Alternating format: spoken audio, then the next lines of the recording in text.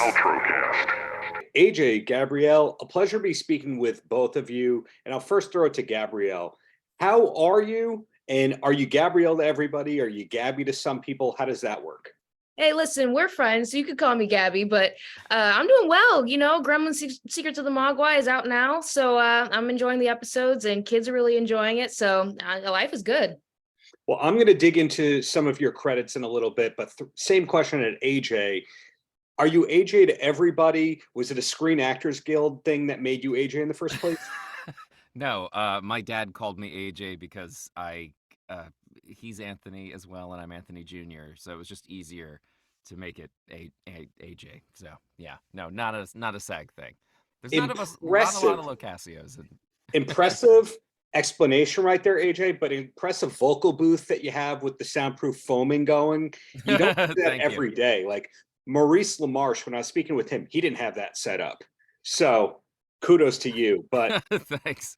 I'm curious to see if Gabby is going to give me the same answer that you are. AJ, had you worked with Gabby before? And I ask that because going through all of your credits, I don't see any projects where you two overlapped.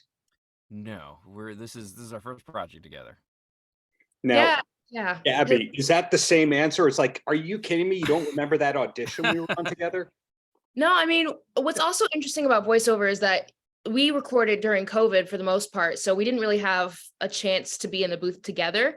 So yeah, this is our first project, and really probably like our fifth time hanging out and getting to converse with each other. So yeah, that's kind of the beauty of voiceover, is that sometimes you don't even get to meet the people that you work with years after you record the project. Now, Gabby, we don't have to see each other. Sorry.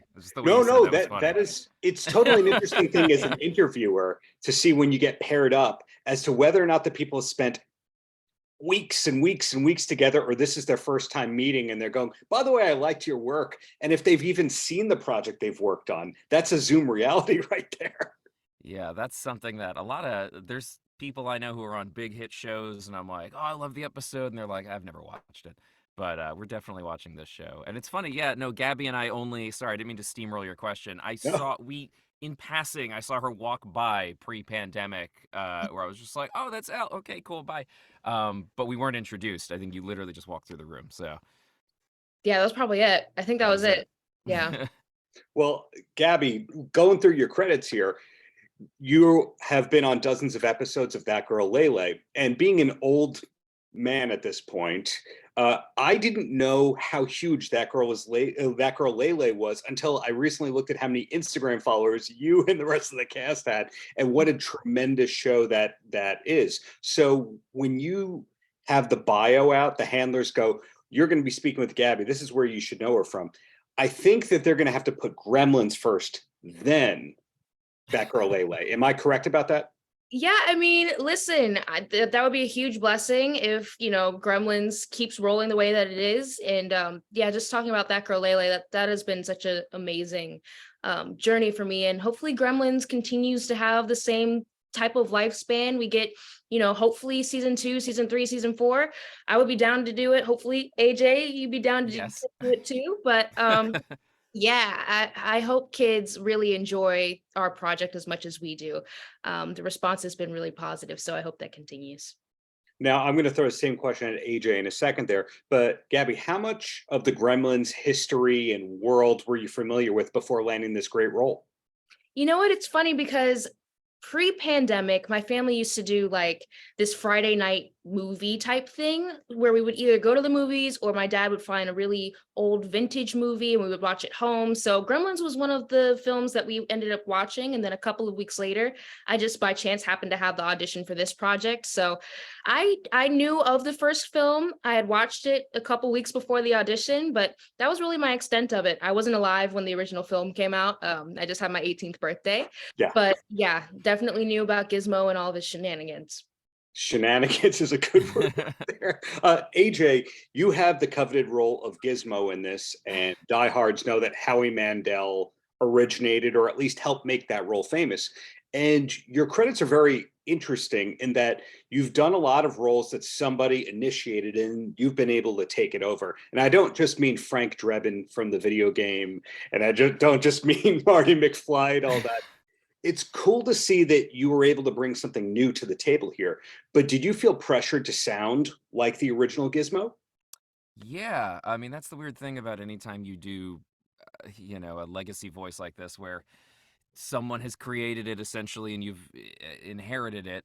Yeah. Yeah, I mean, my job is to sound as much like the Gizmo everyone knows and loves as possible, and hopefully I succeeded. Where I don't want anyone to be thinking about, oh, is that a different person? Like, I just wanted to be like, yeah, that's Gizmo, and that's the extent of their thoughts about it.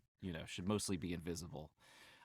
Frank Drebin, I forgot I did that. The Naked Gun mobile game. Yeah, that's a whole I thing. would not be ashamed. I would say you're the only person other than Leslie Nielsen that got to do Frank Drebin. Well, it's Frank Drebin Jr. actually. It wasn't really Yeah.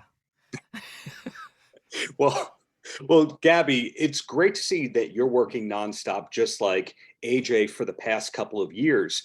And as I mentioned before, That Girl Lele, huge show, but you've got an excellent speaking voice. You didn't tell me that. I'm giving you the compliment right here. And this role fits into the voiceover world. Not all on-screen talent gets to make it into the voiceover world. When did you kind of realize that that was going to be one of your directions?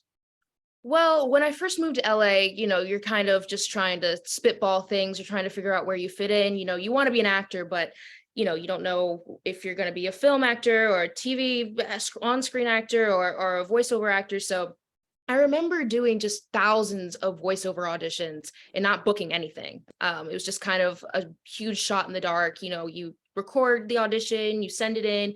It's so different than live action because you don't get to see the actual person. You don't Mhm. really get to meet people the way that you do in the live action world. So I was just sending thousands of auditions, not really hearing anything. And then Gremlins was actually the first voiceover project that I booked. That was like a series. So I guess it was just by chance that I dipped into the voiceover world. By the grace of God, I booked a small commercial that was also voiceover that kind of just segued into this whole different genre of acting. But, I love it. It's a whole different form of expression. That makes sense. AJ, in your case, not only do you have the extensive credits that I mentioned, but you've also directed some shorts. What was it that made you kind of realize, hey, I want to be the voiceover guy?